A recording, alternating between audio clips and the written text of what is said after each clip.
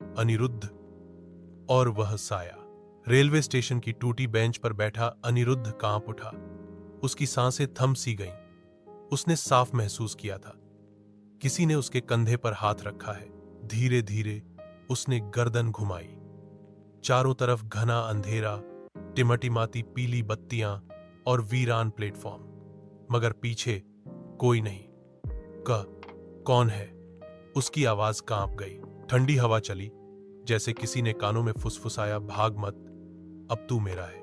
अनिरुद्ध का दिल जोर से धड़कने लगा।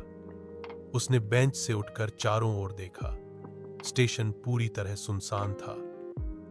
केवल छत से लटकते पंखे धीरे धीरे घूम रहे थे, पर उनमें से भी अजीब सी कराह जैसी आवाज आ रही थी। उसके कदम लड़खड़ा गए। वह भागना चाहता था, मगर पैरों ने साथ नहीं दिया। उसी पल उसके सामने की जमीन पर एक परछाई उभरी। परछाई किसी इंसान की नहीं थी, बल्कि मानो किसी मुड़े तुड़े टेढ़े शरीर वाले जीव की। और पुरानी पटरियों का रहस्य अनिरुद्ध भागते भागते पुराने प्लेटफॉर्म की तरफ चला गया। वहां ज्यादातर ट्रैक पर घास उग चुकी थी। जगह जगह टूटी लकड़ियां और जंग लगी पटरियां बिखरी पड़ी थी।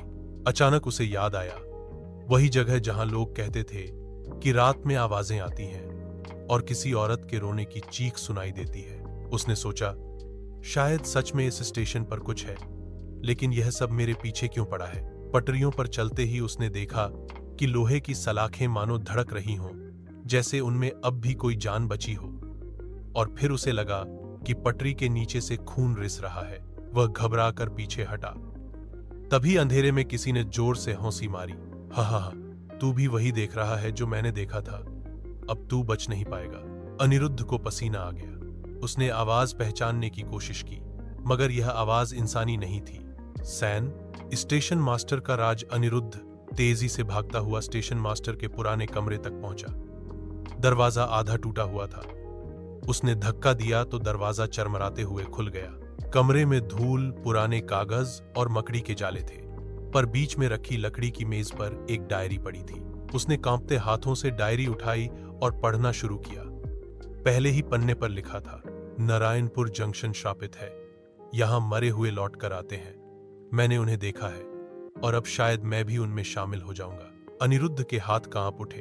उसने आगे पढ़ा, 20 साल पहले जब एक पूरी ट्रेन यहां दुर्घटनाग्रस्त हुई थी, तब सैकड़ों लोग पटरियों पर मारे गए।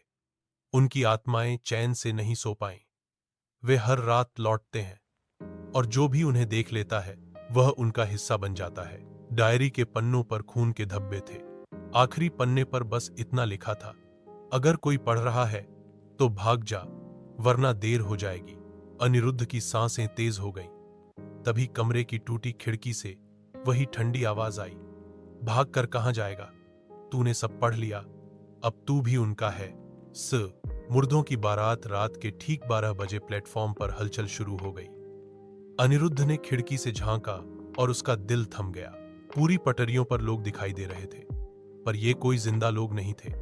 सबके चेहरे फटे, चीरे हुए, खून से लथपथ कपड़े और आंखें लाल जैसे अंगार। वे सभी धीरे धीरे चल रहे थे, मानो कोई मुर्दों की बारात हो। और सबसे आगे एक औरत थी, फटी लाल साड़ी में, बिखरे बाल और हाथ में टूटा हुआ लालटेन। उसने चीखकर कहा, आजा, तेरा भी वक्त आ गया है।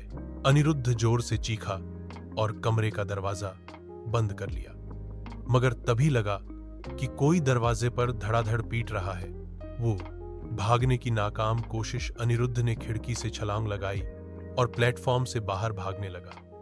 उसने सोचा कि मुख्य सड़क की तरफ निकल जाएगा, मगर बाहर का रास्ता पहुंचते ही उसने देखा गेट पूरी तरह बंद था, जैसे किसी ने जंजीरों से बांध दिया हो। अचानक गेट के पास खड़े चौकीदार की परछाई हिली। अनिरुद्ध दौड़कर उसके पास पहुंचा और बोला, दरवाजा खोलो, मुझे बाहर जाना है, जल्दी। चौकीदार ने धीरे धीरे अपना चेहरा घुमाया। उसका चेहरा इंसान का नहीं था, पूरी खोपड़ी थी जिस पर सिर्फ चमड़ी के चिथड़े बचे थे। वह हौंसते हुए बोला, बाहर का रास्ता कभी था ही नहीं। अनिरुद्ध वहीं गिर पड़ा। लोग, अतीत की सच्चाई। अनिरुद्ध ने होश संभाला तो देखा कि वह पटरियों पर पड़ा है। उसके आसपास वही मुर्दों की भीड़ खड़ी थी, सबकी आंखें उसी पर टिकी थीं। फिर अचानक प्लेटफॉर्म पर स्टेशन मास्टर की आत्मा प्रकट हुई। वह बिल्कुल वैसा ही दिख रहा था जैसा उसकी तस्वीर डायरी में लगी थी। उसने कहा, अनिरुद्ध, अब तू सच्चाई सुन ले। इस जगह से कोई बच नहीं सकता। हर आत्मा नए शरीर की तलाश में रहती है और आज रात उन्होंने तुझे चुन लिया है। अनिरुद्ध कांपते हुए बोला, मैंने तुम्हारा क्या बिगाड़ा है? मुझे क्यों?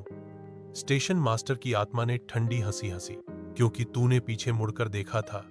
जो भी यहां पीछे मुड़कर देख लेता है वह श्रापित हो जाता है। अंतिम मुठभेड़ भीड़ ने अनिरुद्ध को घेर लिया।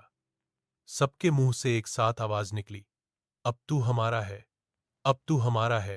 अनिरुद्ध ने आखिरी बार चीख मारी।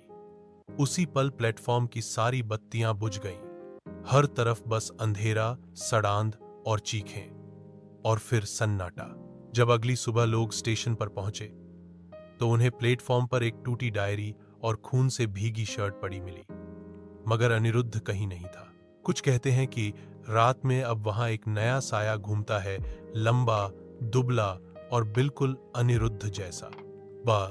नारायणपुर का श्राप समापन। नारायणपुर जंक्शन आज भी चालू है। दिन में सब सामान्य लगता है, पर रात होते ही पटरियों से फुसफुसाहट सुनाई देती है। कोई भी हिम्मत करके रात वहां नहीं रुकता, क्योंकि सब जानते हैं जो भी वहां रुका वो सुबह तक इंसान नहीं रहा। और प्लेटफॉर्म की टूटी बेंच पर कभी कभी एक परछाई बैठी नजर आती है, शायद अनिरुद्ध की।